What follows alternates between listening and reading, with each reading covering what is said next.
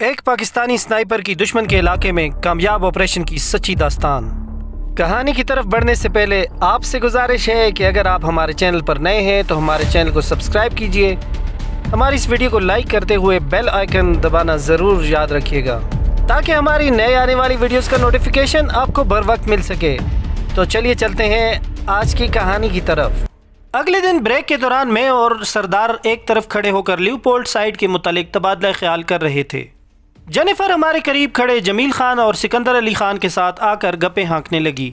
ان دونوں کا تعلق افغانستان سے تھا۔ دونوں کلین شیف پٹھان تھے، انگریزی زبان پر انہیں اچھا خاصا عبور تھا۔ جینیفر ان سے پاکستان کی صورتحال پر تبادلہ خیال کرنے لگی۔ میں سردار کا ہاتھ پکڑ کر وہاں سے تھوڑا دور ہٹ گیا۔ سردار کو وہاں سے دور ہونے کی وجہ معلوم نہیں ہوئی تھی کیونکہ جینیفر کی طرف اس کی پشت تھی۔ البتہ جس جگہ پر جا کر ہم رکے تھے وہاں جاپانی لیزونا اپنے ساتھی کے ساتھ ایسی زبان میں محو گفتگو تھی جس کا ایک لفظ بھی ہمارے پلے نہیں پڑ رہا تھا۔ یہ دونوں اتنی خوبصورت گفتگو تو نہیں کر رہے تھے کہ تم مجھے اتنی تیزی سے یہاں کھینچ لائے ہو، سردار طنزی انداز میں مستفسر ہوا۔ خان بھائی، لیزونا کی معصومیت تو دیکھو نا۔ میں نے بچوں کے سے نقش رکھنے والی جاپانی لڑکی کی جانب اسے متوجہ کیا۔ لیزونا اپنا نام میرے منہ سے سن کر چونکی اور مجھے اپنی جانب گھورتا پا کر مسکرا کر ادب دینے کے انداز میں جھک گئی۔ میں نے بھی اسی کے انداز میں جھک کر اسے آداب کہا۔ اس کا ساتھی اور سردار میرے انداز پر ہنس پڑے تھے۔ لیزونا کے معصوم چہرے پر بھی تبسم کھلنے لگا۔ ہائے لیزونا، میں ذیشان اور یہ میرا ساتھی سردار خان ہے۔ میں نے اس کی جانب مصافحہ کے لیے ہاتھ بڑھایا۔ وہ پرتپاک مصافحہ کرتے ہوئے کہنے لگی، thank you Zeeshan and thank you سردار۔ اس کا ساتھی بھی ہمیں خوش دلی سے ملا تھا۔ ان سے مصافحہ کر کے ہم ان کے ساتھ ہی رک کر گپ شپ کرنے لگے۔ میں نے کن اکھیوں سے جینیفر کی جانب دیکھا، وہ ہماری جانب ہی متوجہ تھی۔ اس کا رویہ مجھے الجھن میں ڈالنے لگا تھا۔ ہر انسان اپنی خوبصورتی کے بارے میں خوش فہمی کا شکار ہوتا ہے۔ میں بھی اچھا خاصا خوبصورت اور پرکشش تھا، مگر وہاں پر ایسے مرد موجود تھے جو مجھ سے خوبصورت اور قداور تھے۔ میں تو شاید ان کے عشر عشیر بھی نہیں تھا۔ درمیانی قد و قامت، رنگت بھی ہلکی سانولی جسے زیادہ سے زیادہ گندمی کہا جا سکتا تھا۔ افغانستان سے آنے والے دونوں حضرات تو 6 فٹ سے بھی نکلتے ہوئے قد کے تھے، سرخ و سفید رنگت اور صحت مند جسم۔ بلا شبہ مغربی تہذیب میں پلی بڑی ان عورتوں کے لیے وہ آئیڈیل ساتھی تھے۔ ان دو کے علاوہ بھی وہاں کافی خوبصورت مرد موجود تھے۔ ان تمام کی موجودگی کے باوجود جینیفر کا یوں مجھ میں دلچسپی لینا مجھے ہضم نہیں ہو رہا تھا۔ پھر مجھے خیال آیا میں کسی مخصوص عہدے پر براجمان کوئی بڑا آدمی نہیں ہوں کہ ایک لڑکی کے اپنی جانب مائل ہونے کو کسی سازش کا نام دے دوں۔ اسی طرح کوئی الڑ دوشیزہ بھی نہیں کہ اپنی عزت و عصمت کا خوف لاحق ہو۔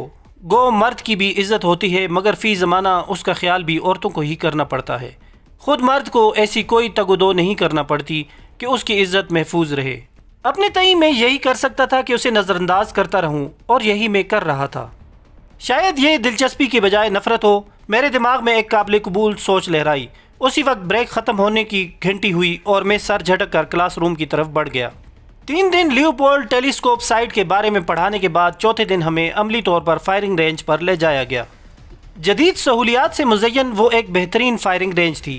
یہاں پاکستان میں آؤٹ ڈور فائرنگ رینج میں مختلف فاصلوں پر فائر کرنے کے لیے فائرر کو ہدف سے دور جانا پڑتا ہے اور ہدف ایک جگہ پہ وسط ہوتے ہیں۔ وہاں اس کے برعکس حرکتی ہدف لگے ہوئے تھے۔ فائرر کو اپنی جگہ سے ہلنا نہیں پڑتا تھا۔ بٹن دبا کر ہدف کو 25 میٹر سے لے کر 3000 میٹر کے فاصلے تک بآسانی قریب یا دور کیا جا سکتا تھا۔ کلاس کے طلبہ کی تعداد کے برابر رینج ماسٹر سنائپر رائفلز دستیاب تھیں۔ تمام سنائپرز کو علیحدہ علیحدہ رائفل ملی۔ ہر ایک نے اپنی رائفل کو خود ہی فائر کے لیے درست کرنا تھا۔ رہنمائی کے لیے انسٹرکٹرز موجود تھے۔ رینج پر 10 ہدف نصب کیے گئے تھے اور ہر ہدف طاقتور کیمرے کی زد میں تھا۔ ایک فائرر اپنے ہر فائر کے بعد قریب لگی اسکرین پر فائر شدہ گولی کو بآسانی دیکھ سکتا تھا۔ اگلے 2 دن ہم نے مختلف فاصلوں سے ہدف پر فائر کرنے میں گزارے۔ فائرنگ کی کارروائی دوپہر تک ہوتی اور اس کے بعد ہم واپس آ جاتے۔ دوسرے دن فائر کے اختتام پر انسٹرکٹرز نے ہمیں اگلے دن فائنل فائر کے متعلق بتا دیا۔ لیوپولڈ ٹیلی اسکوپ سائٹ کا اختتامی فائر تھا۔ اس کے بعد سنائپر کورس کی شروعات ہونی تھی۔ ہم دونوں اپنی اپنی رائفل کمرے میں ہی اٹھا لاتے تھے۔ وہاں رائفل کمرے میں لانے کی اجازت تھی، البتہ کسی بھی سنائپر کو ایمونیشن کمرے میں لے جانے کی اجازت نہیں تھی۔ سردار خان مجھے مخاطب ہوا، ذیشان بھائی کل ہندوؤں کو آگے نہ بڑھنے دینا۔ سینئر تم ہو سردار بھائی، اور یہ تمہاری ذمہ داری ہے، میری نہیں۔ لانس نائک اور سپائی میں فرق ہی کتنا ہوتا ہے۔ میں ہنسا۔ یہ تو تمہاری سوچ ہے، پاک آرمی میں تو ایک دن پہلے آنے والا سینئر گردانا جاتا ہے اور تم مختلف رینکوں کو مماثل کرنے کے چکر میں ہو۔ وہ ترکی بترکی بولا، مگر یہ پاکستان تو نہیں ہے نا۔ میں کب پیچھے رہنے والا تھا، فوراً جواب دیا، ہم تو پاکستانی ہیں نا بھائی۔ تم شاید بھول رہے ہو وہاں پہلے نمبر پر کون آیا تھا۔ پہلے نمبر پر آنے سے عہدے میں فرق نہیں پڑتا میرے بھائی۔ اچھا مذاق چھوڑو نا یار، میں اپنی پوری کوشش کروں گا، مگر یہ بھی دیکھو کہ تمہارا فائر مجھ سے کہیں بہتر ہے۔ ٹھیک ہے، فی الحال تو رائفل کو صاف کر لیں۔ میں اس بات میں سر ہلاتے ہوئے کلیننگ راڈ میں چندی ڈالنے لگا۔ چلو وہ بھی اپنی رائفل کی طرف متوجہ ہو گیا۔